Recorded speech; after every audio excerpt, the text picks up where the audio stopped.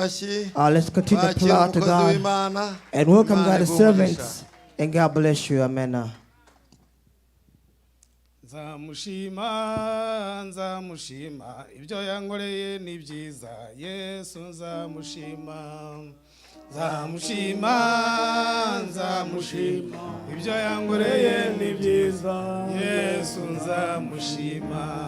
Hallelujah. Hallelujah. Yesu ashimwe cyane. Amen. Mbese muranezerewe? Are you happy? Abanezerewe muzamura ibiganza If so, turamukanye. let's show hands high. Imana yakishimwe cyane. May our God be praised. Dushimire Amen. Imana uyu munsi wa none. We thank God today Kuko yatwemereye kugira ngo tuze duterane. because God has allowed us to come forth and join together. N'ubuntu bugeretse ku bundi. It is grace on top of other grace. Ubwacu ntitwari bubyishoboze. By ourselves, we could not do it. Ariko Imana yo. But by God's power and means, Yabishimye. here we are. Iyo mirimo ikorera muri twe reka Amen. tuyicubahire. Let's raise and show our honor to God because God did it on our behalf. Ku mazina nitwa Ndizeye Elize. His name is Ndizeye Elize. Akandi kazina bazajya Another bakongeraho. name you can ask. Hari akandi kazina bajya bongeraho. There's another name to add. Pastor Ndizeye. Amen. Mushumba azajya kanshyira. The pastor will say for me, I believe. Amena. Amen. Turanezerewe uyu munsi wa none. Nonetheless, we're happy today Kuko Imana igiye kutuganiza. because God wants to talk to us Iciye muri jewe. through me Ku magambo Imana yashyize ku mutima in wanjye. the words that God has put in my heart and my soul. Twishimiye ko uyu munsi wa none Imana yaduhaye abashyitsi. Today we're happy God has given us guests and visitors. Kandi twishimiye ku bihe byiza bimaze gutambuka. And we're happy to the good time that has passed. Kandi twishimiye yuko And we are very happy as hari well imirimo Imana yakoze muri twebwe. that God has done work through us, among us. Bujana aravuze ati ubu nsigaye menya kuvuga wani. And Eugene said that now I can say one. Byose bizashoboka. Yeah, everything is possible Kuko turi muri Yesu. because we are in Christ. Amen. Amena. Amen. Kubw'ibyo rero tudatinze. Without taking too long, Reka twinjire mu ijambo ry'Imana. let's go and dwell in the Word of God. Dufate Bibiliya zacu. Please take your Bible. Turebe muri Zaburi. Let's look up the book of. We're gonna read the book of Psalms. Ibice 94. Psalm 94. Umurongo wa 19 wonyine. Verse 19 only. Turasaba mwari musere ahadusomere. I'm going to ask Evangelist Celestine to read on our behalf. Hanyuma mama Mulisa araza And then I'm kudusomera. going to ask about Melissa to read for us. Mu butumwa bwiza uko bwanditswe na Yohana. A letter written by John. Ibice 5. John 5. Umurongo wa 5 kugeza ku wa 9. Verse 5 to 9. Zaburi igice ni 9:4. Yego. Hanyuma kuri 19 honyine haravuga ngo iyo amazinda abaye isinzi muri jewe. Subiremo neza. Iyo amazinda abaye isinzi muri jewe, ivyo umpumuriza binezereza ubugingo kanje. Amena. Amen. Hano mu Kinyarwanda aravuga ngo iyo ibyo nshidikanya byinshi bimpagaritse umutima, ibyo umpumuriza byishimisha ubugingo bwanjye. Dusomere mu Cyongereza. Let's read in English once again. A book of Psalms. Psalms 94 verse 19. Verse 19. Let's go ahead and read. Amen. It says, when anxiety was great within me, your consolation brought joy to my heart. Your consolation brought joy. Amen. Amen to that. Ubutumwa bwiza uko bwanditswe na Yohana. Once again, the book of John. Turasoma mu izina rya Yesu Kristo ubutumwa bwiza uko bwanditswe na Yohana ibice 5 umurongo wa 5 kugeza ku 9 aravuga ngo hariho umuntu wari ufite indwara ayimaranye imyaka 38. Yesu amubonye aryamye amenya yuko amaze igihe kirekire arwaye, aramubaza ati mbese urashaka gukira? Umurwayi aramusubiza ati databuja, simfite umuntu unjugunya mu kidendezi, iyo amazi yihindurije nkiza undi antanga kumanukamo. Yesu aramubwira ati byuka wikorere uburiri bwawe ugende. Muri ako kanya uwo muntu arakira, yikorera uburiri bwe aragenda. Amen. Amena. Amen. ubwo hari umurongo ntarisomye wa cyenda ubwo hari ku munsi w'isabato. Amen. Imana ishimwe cyane. May God be praised. Niyo magambo tugiye kuganiraho. These are the words we're going to converse with one another. Please stay focused. Uko igisubizo kiri mu ijambo ry'Imana. Because the answer is in the word of God. Amen. Amen. Kubw'ibyo rero tugiye kuganira ku magambo avuga ngo that being said, today we're going to have a conversation on the theme Yesu niwe gisubizo. that just Christ is the answer. Mbese wari ubuze igisubizo? Did you know the answer is? Mbese hari bikugoye? Are there things you cannot solve by yourself? Are there things you are difficult for you? Yesu niwe gisubizo. The answer is just Christ is the answer. Amen. Iyo urebye, because when you look, usanga abantu bahamagawe n'Imana, you see those individuals called by God. Hari ibindi bintu tujya tugerageza. There are many things that test us. Ugasanga iyo tutaciye ku Mana, and you see that if we don't go through God, bitugora. That it's hard for us. Tukaza kuzunguruka paka tukagaruka. And then we go around until we come back to God Himself again. Ushobora kwirwanira mu byawe. You can fight by yourself on your own things. Ariko nubundi bikaza guhindukira. But at the end you turn. Ugarutse ku Mana. And you come back to God, and then that be changed. Yesu niwe gisubizo. So just Christ is the answer. Twebwe twahamagawe n'Imana. We who are called by God. Nawe utarahamagarwa n'Imana. And if you have not been called by God yet, nakubwira ngo uyu munsi, I can say this to you today. Yesu niwe gisubizo. The just Christ is the answer. Hari bikugoye. Are there things difficult for you? Hari bikuvuna mu mutima. Are there things that break your heart? Yesu niwe gisubizo. Just Christ is the answer. Hano muri Zaburi, here in Psalm, twasomye umurongo wa 19. I read Psalm verse 19. Ibyo nshidikanyamo, that when I'm having anxiety bimbanye byinshi, and it's so much, ngira guhagarika umutima cyane, that I don't stop my heart, or I don't lose hope. Hari igihe umuntu ashidikanya, sometimes you can lose hope, have anxiety, ukumva umutima urahagaze pe, and you feel that your heart has stopped, ndetse ugatera cyane, and then you lose focus, ukumva ushatse igisubizo ukakibura, and you feel that you cannot find an answer. Umutima wawe, but your heart, ushobora guhagarara kubera, your heart can stop because ibibazo by'uburwayi, of your illness. Ushobora kumva umutima wawe, you can feel in your heart, ufite ibibazo, there are problems, wenda bile ushaka kwishyura, that the bills you gotta pay, yagutesheje umutwe, and that brought you problem in your mind. guhagarika umutima, you might have a broken heart, and you might be confused because of the problems of the life you're going through now. Ariko nakubwira ngo, but I can say this to you, niba uri gushidikanya, that if you're confused here and there, and you cannot find what you're taking and let go, the truth is just Christ is the answer. Amen. Umuntu ashobora kukwitegereza, a person can look at you, observe you, kabona wambaye neza, and he can see you dress well, wisize urasa neza, that you look nice, you pollution, uratambuka uragenda when you walk you walk well. Ukubonye wese whoever see you, they can see that. Akakureba akavuga ati, they can see that person. Uyu nta kibazo na kimwe. That person has no problem at all. Uyu nguyu we see, byaratunga. Everything's fine in your life. Ariko ugasanga nubwo wambaye neza, but although you dress well, nubwo ukeye ku maso, although you look nice by appearance, ufite ibibazo, but in yourself you have problems bikuremereye cyane, that is a burden in your back, ushaka wabigutura, that you want someone to help you to carry it, but you cannot find anybody. Sometimes problem can hold you back, and it can make you crazy, go crazy, and you can forget the guy you have known, you can forget to tell your God, and you run into other things because there's so many things in the brought you out to stop, and you can see in you you're fighting wars that by yourself, that we cannot see the wars you're fighting. There are wars you're fighting. The problem that's on your back you're fighting against.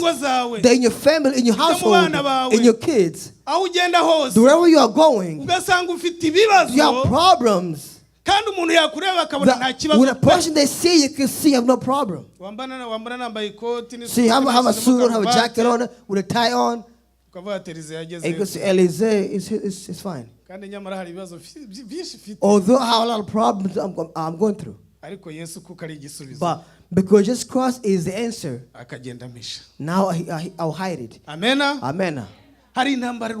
There are wars you're fighting. ngizo zirakuremereye Those words have become a burden on washatse your back. igisubizo warakibuze You're looking for an answer but cannot find ntabwo any. zitugaragarira ngo tuzibone See, n'amaso we cannot see that. We wowe cannot ubwawe see niwe uri them. kurwana nazo That it is only you fight those words. kandi izo ntambara And those words, nta wundi wazigukuraho nobody can take them off your back uretse Yesu wenyine wazigukuraho except Jesus Christ Himself. Amen. amena Amen. ngo hari umurwayi wari umaze imyaka It says 38 there was a man who was sick or a disabled man for 38 icyo years. gihe hari habaye iminsi mikuru y'abayuda At that time, they had a festival among the ngo Judah. Yesu ajya i And Yerusalemu Jesus Christ went into Jerusalem.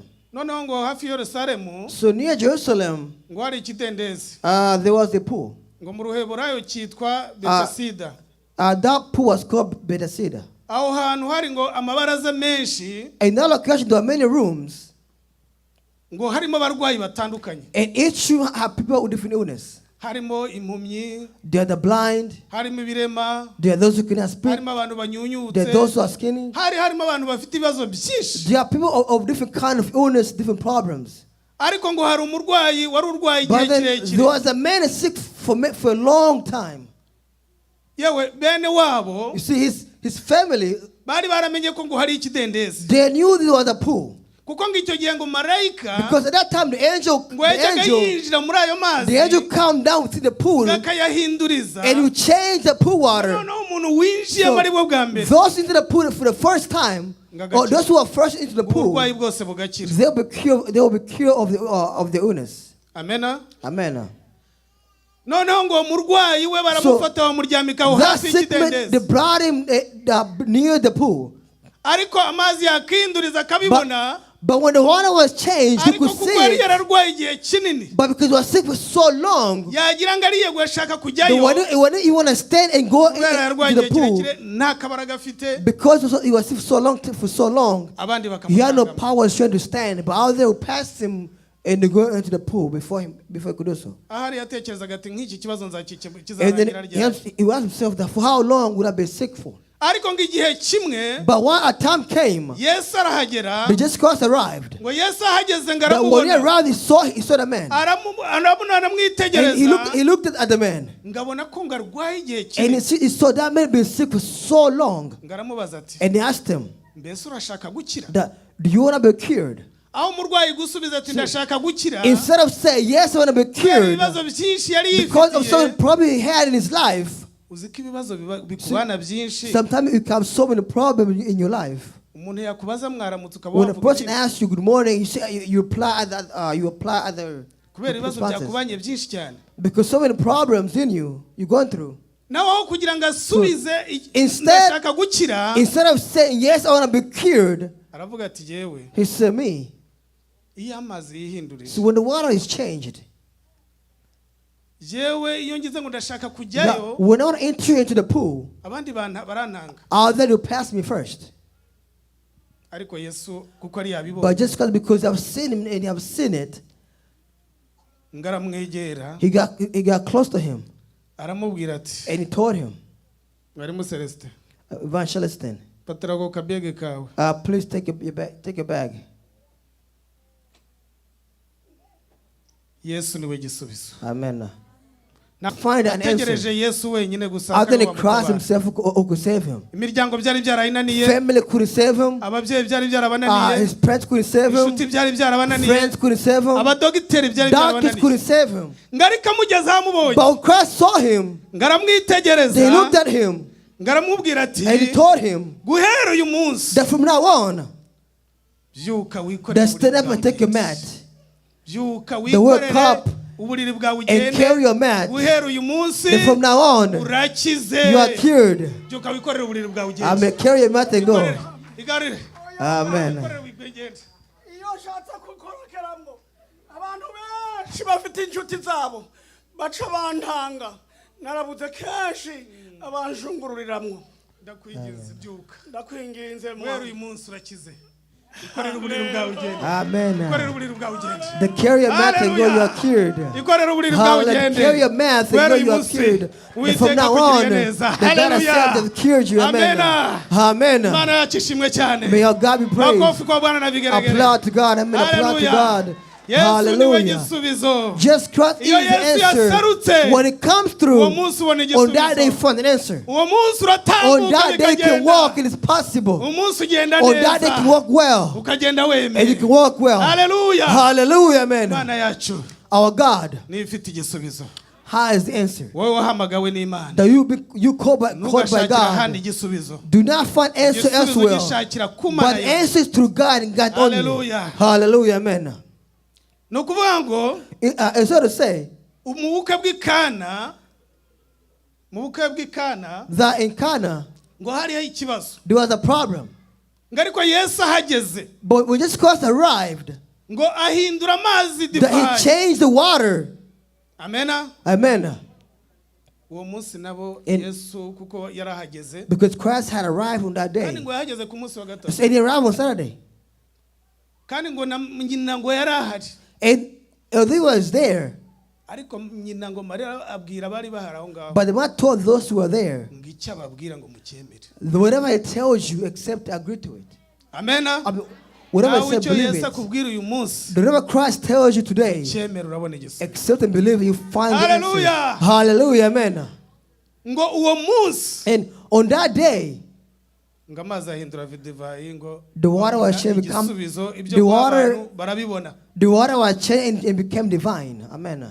Ngo Yesu yari inshuti ya Lazaro, Jesus Christ was afraid of ariko Lazaro Lazarus. agira ibibazo bikomeye But Lazarus cyane, went through problems ararwara. and he got sick. Marita na Mariya So Martha and Mary, batuma kuri Yesu, they called upon Jesus Christ. tugenda umutubwirire, They go and tell him turazi ko ari inshuti ya that Lazaro. we know he's afraid of Lazarus. Baratuma, They sent him barategereza Yesu ko and they wait for yaza, Christ to come. ariko Yesu But just Christ, akagenda bica mu marenga, that he took us as normal. barakomeza arasibira, And he skipped and kuko skipped yarazi yuko because he knew and ubwo burwayi understood bwa Lazaro that the illness that ari Lazarus ukugira ngo had, Imana iziheshe icyubahiro. but God was curing him. Amen. Hallelujah. Amen.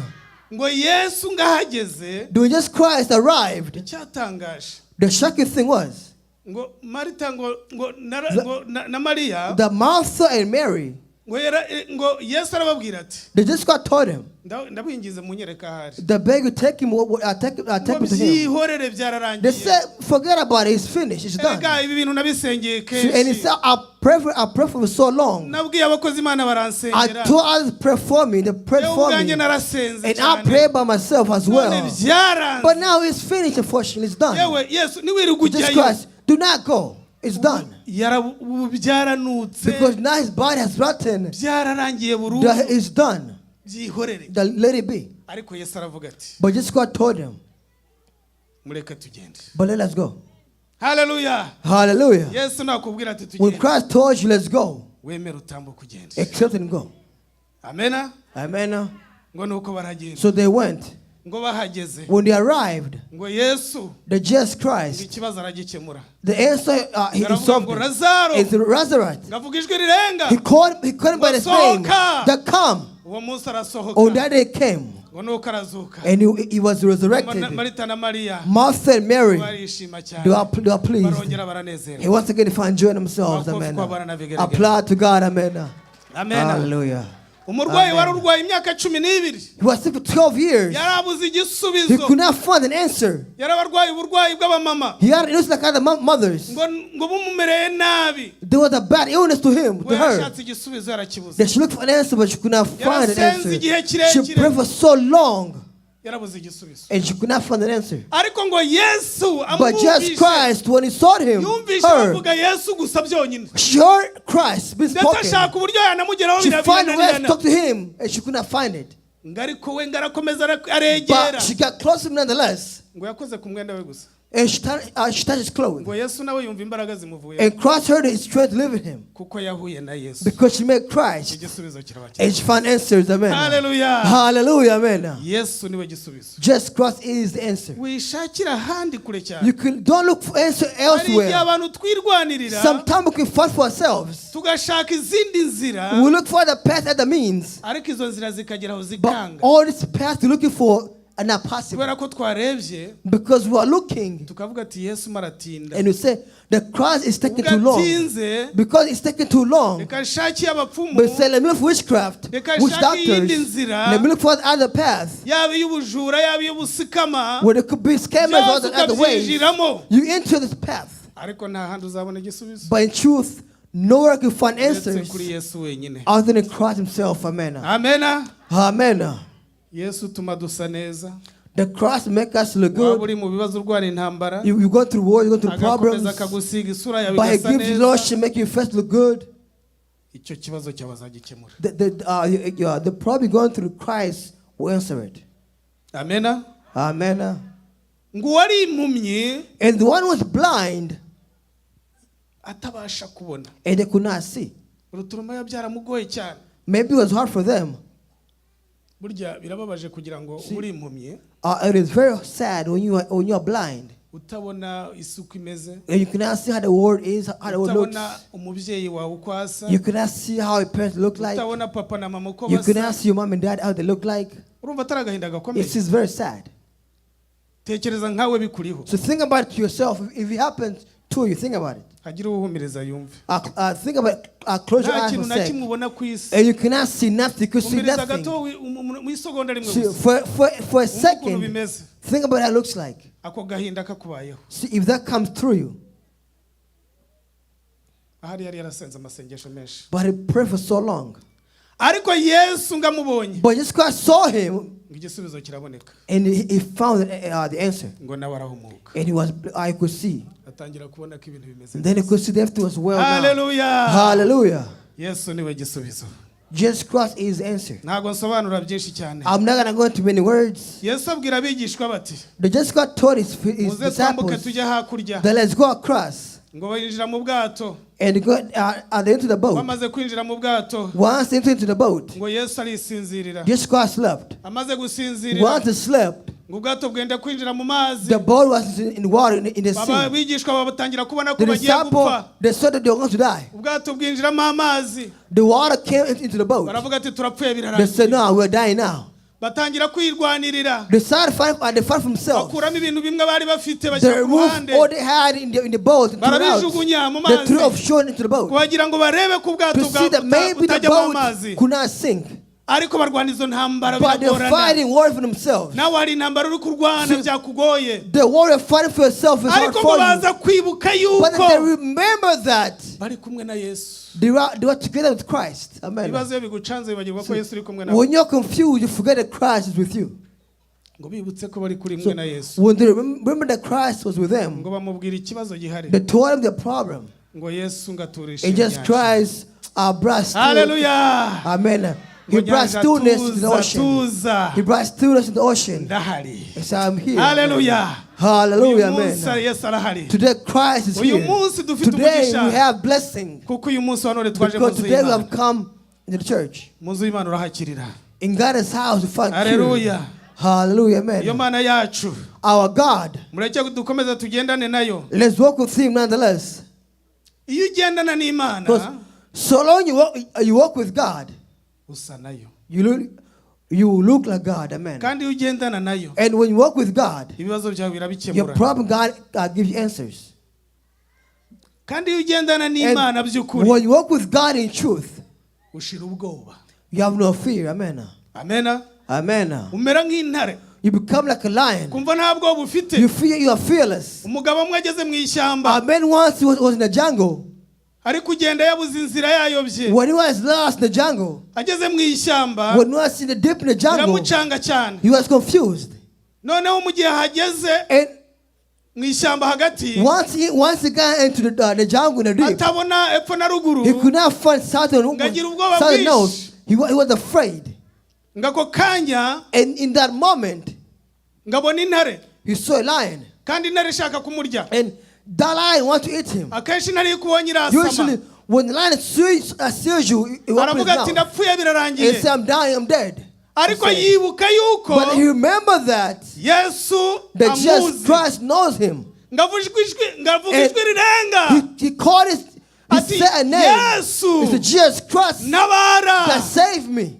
ngo muri ako kanya In that short moment, ngaratambuka aragenda he walked and he went. gaca uruhande He rw'intare passed by the lion arigendera and he went. iramureka The lion left kuko him yavuze Yesu because he gusa. said Jesus Christ. Hallelujah. Amen. Hallelujah. Yesu Amen. aratabara. Jesus Christ Hallelujah. saves. Amen. naho haba mu nyamaswa Be through animals. uzazicamo. You go through them. Hallelujah. Amen. Imana iragutinyura God will make you fearless. Amen. iyo ubirimo neza, So long you're in Him in truth. iyo wirinda icyaha, So long you fear your sins. wumva ufite ubutwari uri kumwe na Yesu, You feel you are with God Imana iragutinyura. because God will make you ntabwo fearless. bugira. You'll be fearless. Amena. Amen. nigeze kubaha ubuhamya rimwe, I want to see a testimony. kandi dosiye yo kuza hano yari igeze. And my case coming here was hard, was complicated. Umuhanuzi araza arambwira ati, And prophets came and told me, hari abantu bagiye kukwica, there are those who are come to kill you. hunga ugende, Flee and go. hunga byanze bikunze n'utagenda Flee if you urapfa. don't go, they will kill you. ubwoba buraza bwinshi cyane. And I was afraid. ndavuga ni kweri ngiye ntagiye muri And I Amerika, said, should I flee if I go to America? birarangiye. Now my case will be kandi uwo closed. muhanuzi nyine abantu baravuga ati, And that ibyo avuze prophet, they will birakunda, say, whatever it tells you, you come to me. ariko ijwi ry'Imana rinzamo But God's voice came to me rirambwira ngo shaka Yesu. and told me, look for Christ. I look for Amen. Jesus Christ. Amen. nahise mfata umwanya And I took time. munga mu rugo, I flee in my house. ndagenda njya mu ishyamba, I flee my house and I went to the marayo forest. iminsi 3. For 3 days in the forest, Mana ndavuga nti rero, I prayed to God. niba uru rupfu ruhari, I said, God, if death exists, uzantware neza. let it take me in ariko a ku good way. bwanjye ku mubiri wanjye But for me physically, numva nshaka ko wanyongerera iminsi yo kubaho. I want to give me more days to live. Amen. ninde wakemera kugenda? The who can let me go. Haleluya. Amen. kenshi hari igihe abaririmbyi baririmba uturirimbo I usually quiet to sing some songs. ngo Mana ngo uzaza ryari, That God, when will you come? ko nkumbuye gutaha. That I miss going home. Eh? bakabiririmba ari umunyenga They gusa, sing the song in ngo joy. ndakumbuye gutaha. That I want to go home. uzaza ryari Yesu? So when will you come, Christ? ariko uzi uburyo by'uririmba ibyo ari byo. Do you know what you're singing? Do you understand the lyrics? Do you understand the lyrics of the song? kandi aje akakubwira ati uzaza ryari kubera ko wabiririmbye. They said, because you sing the song, when will you come? akaza akakubwira ati James There's James. nahageze, That I'm here. kandi wahoze ubiririmba, You have sung earlier. nje kugutwara. I come take you. wabyemera? Oh, yeah. ubu yahita avuga ati Mana nanjye ndashaka kugira ngo byibuze mbone Amen. nanjye nshaka. You say, Amen. mu cyifuzo nicyo yahita avuga, Yeah, that's what you say. Mana ngende nashatse You kwe. say, God, if I get married, ati Mana ntubyemere. the God, I will not accept it. igisekeje rero, The funny thing is, amaze gushaka, once he gets married, Yesu akongera akaza and akamubwira Christ come to ati him again, ndagarutse and nanone. said, I've come back to you. ya ndirimbo The uririmba singing you've been singing, uzaza ryari Yesu when will you come on Christ kugira ngo nigendere. to take you? ndaje rero I'm warashatse. coming and now you're married. yamubwira ati rero Yesu And it's just Christ now. ngenda ntabonye n'akana bibuse mu How can I maso, go with no kids? ngo kuko abantu duteye. That's how it is. hari igihe tubiririmba gusa Sometimes we sing it, but we're just singing it ariko tutazi imbaraga byazo. without understanding the power of the songs. amena. Amen. yamara kubona nk'akana, Once you get a kid, Yesu yagaruka yamubwira when ati Christ come back again, ndagarutse rero, it's now I've returned. ati nzagenda umwana koko ntabonye n'ubukwe bwiwe. Now you say, how can I go without my child wedding? ndakeneye kumwigisha. Now I want to teach my child, ati mbabarira. but forgive me. nanjye nagiye mu ishyamba rero, So I went to the forest too, bwira Imana ati Mana and I said, oh God, ndacyakeneye kubaho, nyongerera I want to give more imyaka days, yo kubaho. give more days to live. bitamenya ko Hezekiya we yabisabye. Then I knew Ezekiel Niba asked for, Hezekiya yarabisabye because bigakunda, Ezekiel asked and it kuki happened. nanjye nasaba ntibikunda. How can I ask for it for it ndi to hano mu happen? ishyamba Mana, The God, I'm in the forest now. ndakwinginze nanjye, I beg of you, niba urwo rupfu rwampanuriweho, if death was prophesied in my family, ndasabye I ask you ungirire neza, to do me well. nanjye nzabona uko wasa muri Amerika, Let me see America. nzabona abera b'Imana. Then let me see the holy ones. Let me see the holy ones. Yesu mbona arabikoze. And Hallelujah. amen. Just Christ came to me. And I Hallelujah. seen it. ibyo Amen. guhunga ndabireka. And flee didn't ndavuga happen. nibashaka baze banyicire I said, hano. let them come and kill me here. icyiza ni uko At least nasenze, I prayed. naho nagenda, Although I could go, nagenda I could go in nakiranutse, salvation. makofi kwa Bwana na Apply to vigeregere. God. Amen. Hallelujah. Amen. Amena. Amen. Amena. Amen. Imana iravuga iti uzahabona. God said you will see it. shima Imana ko ndi kubona amasura I thank yanyu. God I can see your faces. Sinari nzi ko nzahura namwe. I didn't know I could see you or meet you. Ubu narabamenye. Now I've known you. Namenye abapasiteri I've known pastors, tuzahura abarimu bavuga butumwa. Evangelists I've met. Uyu munsi nongeye kubona Today abashyitsi I've beza seen you basa guests. neza. They are beautiful, they look nice. Baririmba neza They amajwi can sing well, good meza. voices. Hallelujah. Hallelujah. Ariko iyo Mana That God. twayigereranywa n'iki? That God is Mwayimereye incomparable. amashyi n'impundu nyinshi. Applaud to God because that God Amen. is incomparable. Amen. Amen. Yesu araryoshye. The just Christ is sweet and tender. Yesu araryoshye. Amen. Amen. Amen. Burya hari igihe ibigeragezo bikubaho. Sometimes temptation can come to your life. Ugashidikanya ugahagarika umutima. And it can bring you heart, it can break your heart. Ndetse ukumva byabaye birebire. And you see it's so hard for you. Ariko Yesu yaje. But just Christ comes through. Akwibagiza na wa mubabaro. He makes you forget the pain you had you went through. Hari ibibazo nagiye mura nabyo mu buhungiro. I met problem in my time of fleeing. Ariko nageze hano. But when I arrived in America, numva bibaye nk'umunsi umwe gusa. I saw it was for sure day, sure moment. Kandi igihe nari mbimo nzi ko bitazashoboka. When I was there, I thought it would not be possible. Yewe genda nababwiye yuko I told him that. nageze aho mbwira Imana nti I once told God that hari ibyo ushoboye. there are things you can do. Ubwo mba narakaye. And I was angry. Nako nabaga narakaye. I was angry. Iyo ugeze aho watura amagambo ameza Because gutyo. sometimes you can say these words in anger. Biba byakaze mu It kigeragezo. was hard in temptation. Nageze aho mbwira Imana I nti once told God that hari ibyo ushobora. there are things you can do Hari n'ibyo and there are things hari n'ibyo you udashoboye. cannot do. Ndabyatura ndabivuga gutyo. I said it. Hari ibyo udashoboye I Mana. told God, there are Hari things you ibyanjye can do. mbona And there are naguhaye. things I see I've given Bimazemo you. imyaka. That for so many years, Byarakunaniye pe. I've seen you cannot do them. Ibyo abavuga butumwa baza bagahagarara It's what they have imbere. said before you. Ngo Imana ishobora They say byose. God can do everything. Ibyo ndabipinze. I'm going against it. God, ntabyo ushoboye. I know there are things you Jewe cannot do. ndabihamya ntabyo ushoboye. Now I test for the things you cannot Ariko do. umutima ungira inama. But my heart advised me, Mbyandika mu gakaye. and I wrote in my notebook. Mvuga nti Imana. And I said, this thing, God, Byarakunaniye. you cannot do them. N'ubu ngubu rero icyo ngiye gukora. See, the thing I'm going to do now, Nubishobora. if you do them, Nanjye nzakwemera.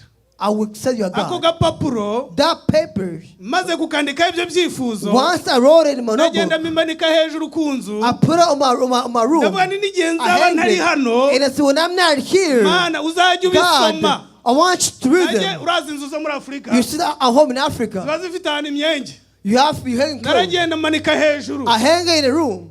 Mana ni naba ntari muri iki And I cyumba. said, God, if I'm not in this house, in this room, Uzajya usoma ko byakunaniye. you can read it, you could not do it. Byarakunaniye. You could not do it, read it. Nubishobora.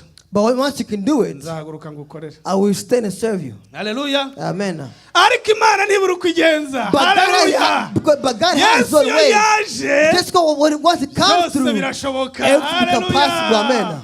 Amena. Amen. Ariko igihe kimwe Yesu arantungura. But Haleluya. amen. Bya bindi byose nasabye ku See, murongo. what a thing I made a request one by one. Christ did them. Mpita ntangira kubwira abantu ati Then I told people, Yesu arashoboye. the just Christ can do it. Haleluya. Hallelujah. Yesu The just Christ can arashoboye. do it. Nanjye iryo jambo ntangira kuryatura. Now I say Yesu that the arashoboye. just Christ can do it. Haleluya. Hallelujah. Amena. Amen. Haba mu burwayi bwawe Yesu In your illness, arashoboye. Christ can do it. Haba mu bibazo ufite In Yesu problem, Christ can do arashoboye. it. Mu ntambara urwana In Yesu your words, Christ can arashoboye. do it. Yesu The just Christ arashoboye. can do it. Amen. Ndabiguhamirije. I testify this. Nawe numwegera. That once you get close to Him, Azabishobora. you will see it. It's Iryo sengesho possible. nasengaga. The prayer I prayed, Byagaragara nk'umuntu wamaze kugwa he burundu. was like a person who was fallen. Ko bimeze se? Isn't that what it is? Nari naraguye. Because I had Ariko fallen. Yesu But Christ, anyereka ko ijambo He showed me yandikishije. what He have said. Naho byagenda gute. That no matter what happens, Ijambo rye His ativuguruza words, na rimwe. He never Haleluya. goes back. Amen. Hajya He yivuguruza. never goes back in His words. Yesu arashoboye. Amen. Ijambo rye ararimpamiriza. That His words Nawe mu kibazo in cyawe your problems, Yesu just Christ azabikora. will do it for you. Amena. Amen. Mbese uranezerewe? Are you happy? Mbese wishimiye umwami Yesu? Are you happy to our King? Twongere tumupepere Yesu. Applaud Him once again. Yesu. Amen. Hallelujah. Amena. Amen. Yesu yagukunze. When just Christ loves you, N'abantu baragukunda. people will love you too. Mwari mubizi? Did you know that? Iyo wakoze icyaha When you commit a sin ugatandukana na Yesu. and you go against Abantu Christ, barakwanga. But people, they will hate you too. uwo ari we wese akakuvuga And they speak bad about you. ndetse wagenda And wherever you go, abantu bari kukuvuga you will see that they're talking about kandi you. nta muntu n'umwe ari Although nobody is talking about you. nta muntu n'umwe ari kukuvuga. Nobody is talking about you. nigeze gukorana n'umukozi umwe I once served with God's servant once hano muri Amerika here in America. mbona afite ibibazo byinshi cyane. And so they had igihe cyose aciye problems. ku bantu Whenever they go through people, akaza akambwira ngo kuki abantu bakunda and they say, kumvuga why are they talking about me all the time? kuki abantu bakunda The kumvuga. word they love talking about me. burya rero watangiye kwishyiramo gutya Sometime, nyine iyo uciye ku bantu wumva bakuvuga. see, you feel the people, Kandi- people are kandi nta talking about you. n'uwakuvuze. Although nobody is Umuntu talking about yakureba you, ugahita uvuga ngo they will arakuvuze. look at you and you feel that they're talking about you. utarahura na Yesu. You have yet to encounter Jesus Christ. Amena. Amen. Yesu yageze ku munyamatiku When this Christ has come through, aramuhindura I changed them akamugira umutambyi. and make him a dancer. iyo uvuye mu matiku Once you leave, Yesu akugira umukozi w'Imana. he make you servant. Amena. Amen.